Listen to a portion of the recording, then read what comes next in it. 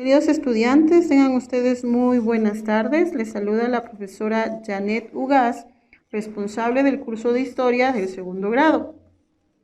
Continuando con el estudio de la historia, y esta sesión se denomina la crisis europea en los siglos IX y X. Como anteriormente habíamos estudiado, este mapa que presentamos en este momento es el mapa del Imperio Romano.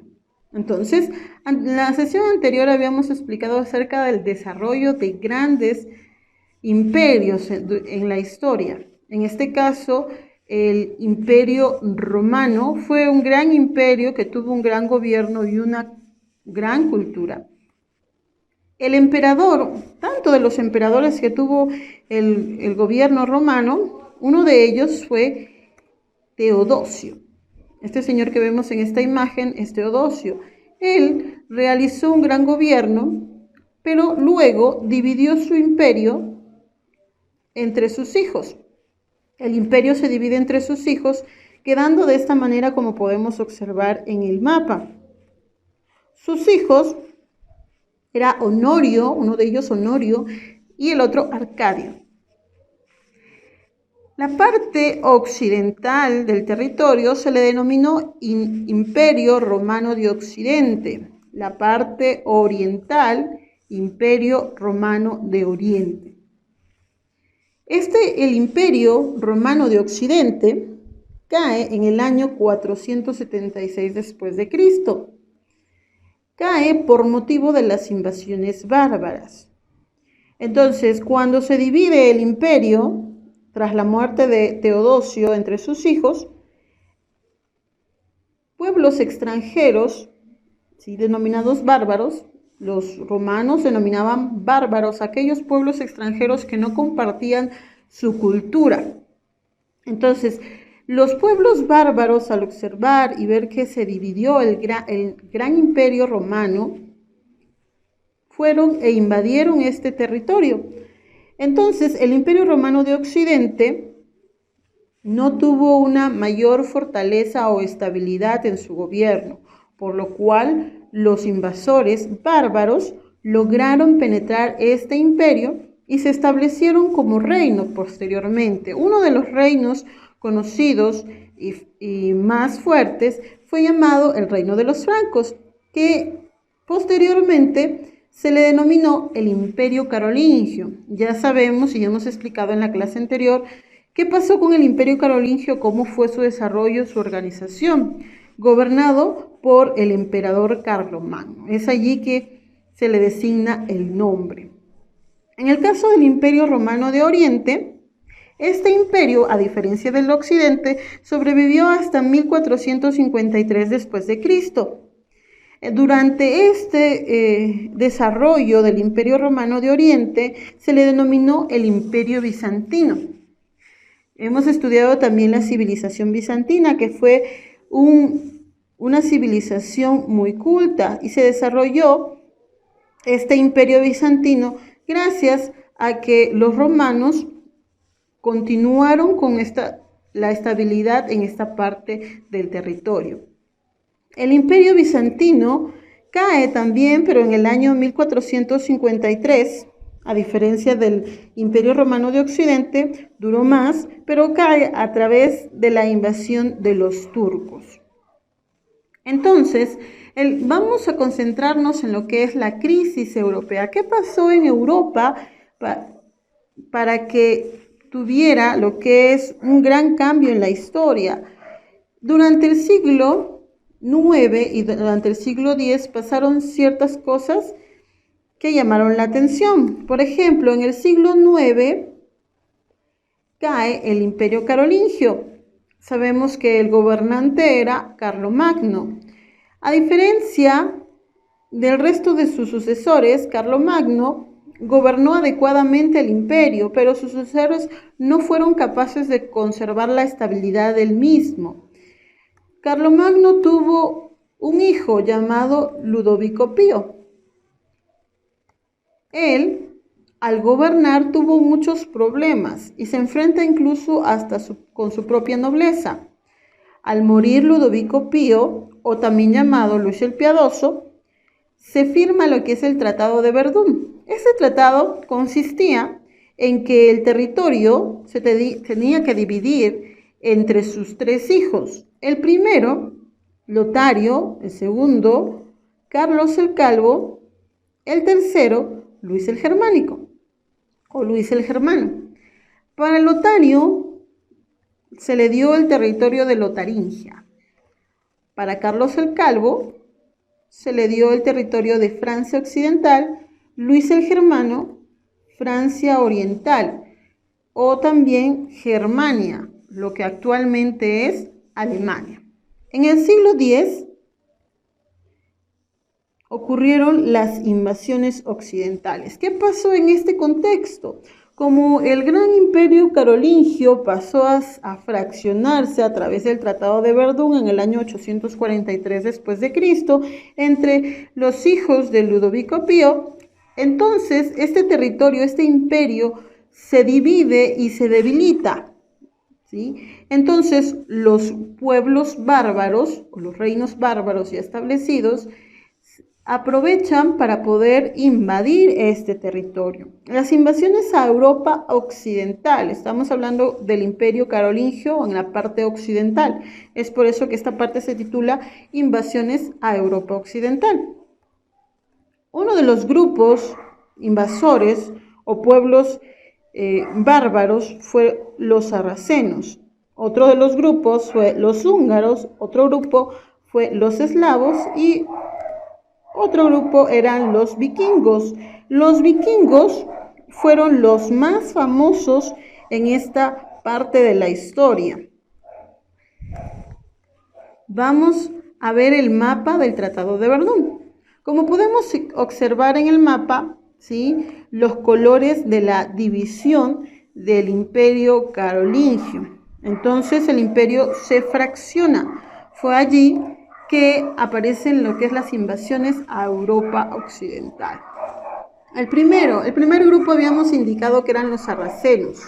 Los sarracenos practicaban la piratería desde sus bases de la península ibérica y el norte de África, saqueando las costas de Francia e Italia. Fue un grupo bárbaro que se le consideraban, o que eran, mejor dicho, piratas, ¿sí? El siguiente grupo eran los húngaros. Los húngaros eran pueblos originarios de los Urales, al sur de Rusia. Atacaron las ciudades más importantes de Italia, Germania y Galia. Sin embargo, fueron vencidos por el emperador Otón I en la batalla de Letzfeld en 955. Los húngaros, sí, podemos decir que era un grupo bárbaro, también famoso, pero no eran tan fuertes porque el emperador Otón I logra su retroceso. El siguiente grupo eran los eslavos. Los eslavos eran provenientes de la llanura de Rusia, que atacaron Germania y se establecieron en varios puntos de Europa oriental inicialmente. Son los antecesores de varios grupos nacionales como los rusos, los polacos, los serbios, los checos, etc. Entonces, los eslavos fue un grupo que inicialmente invade lo que es Oriente para posteriormente invadir Occidente. Y el último grupo y el más famoso, que eran los vikingos. Vamos a hablar acerca de los vikingos. Los vikingos procedían de las frías regiones de Escandinavia. Atacaron y conquistaron muchas partes de Europa. También eran considerados como bandas de feroces guerreros del norte y comenzaron a aterrorizar a los pueblos de la Europa occidental. A ellos se les conoce como grandes navegantes y también piratas. Ellos atacaban las ciudades sustrayendo lo que es motines, algunos tesoros, objetos valiosos, las saqueaban, ¿sí? Y tenían estos objetos en su poder, lo cual las personas en ese entonces los consideraban como bandas feroces, pero en realidad ellos también procedían y tenían una cultura campesina, ¿sí? Se le conoce también que ellos, como grandes navegantes, tenían unos peculiares barcos llamados dracs, que eran como barcos dragones, que tenían en la delantera de su barco una especie de dragón, como podemos ver en esta imagen. Los vikingos, también los pueblos, los daneses, los noruegos y los suecos son provenientes de los vikingos. A pesar de que provenían de lugares distintos, estaban unidos bajo una misma lengua, una misma cultura y una misma religión pagana.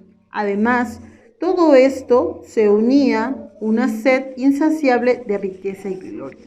Se le conoce que los vikingos dicen que realizaban todo este tipo de acciones por adquirir lo que es la fama, ¿sí?